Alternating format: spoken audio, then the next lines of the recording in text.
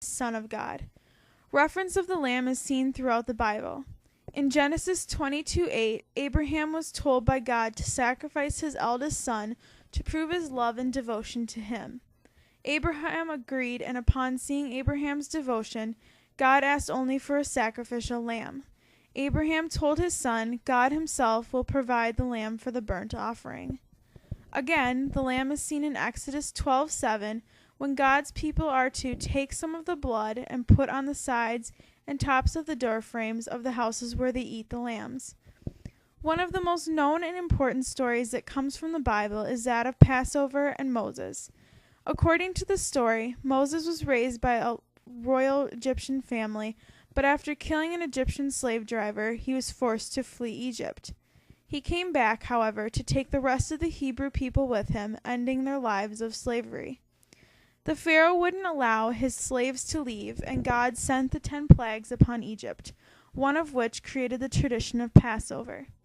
With Passover, the Hebrew families were told to sacrifice a spring lamb and spread its blood over their door. Those who did not, the Egyptians, would lose their firstborn sons. This event both scared and angered the Pharaoh and the Egyptians, who told the Hebrews to leave.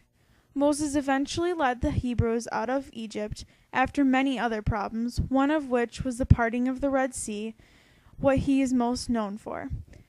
Once again, this story presents the innocent lamb as the sacrifice to save the people. In almost every story of the Bible, a sacrificial lamb is seen.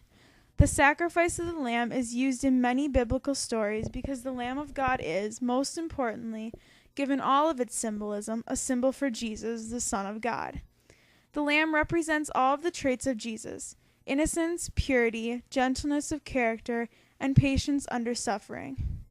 As the Son of God, Jesus continually sacrificed his own well-being and life to help God's children.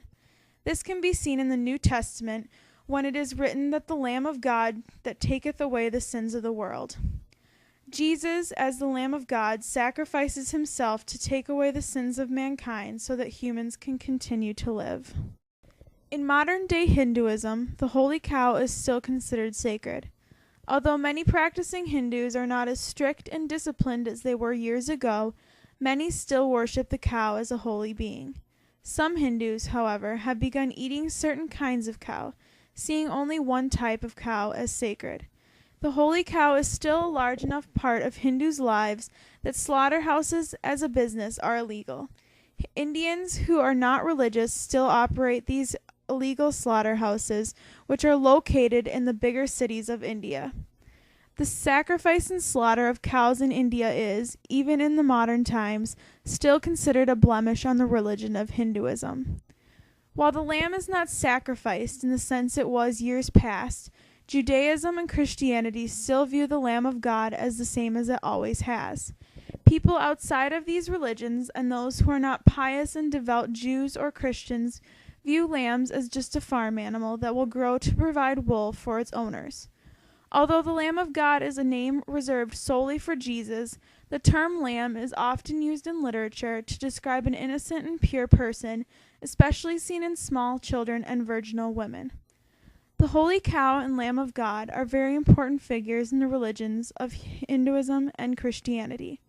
The holy cow is more of a physical figure, and the Lamb of God is seen as a name for Jesus and is more literary based. Both the cow and lamb are seen by people with certain qualities that make them both admirable and divine. Both the holy cow and the Lamb of God remain important in the religions in modern times. The long history of worshiping the sacred cow and the sacrifices of the Lamb of God will continue to be important in Hinduism and Christianity.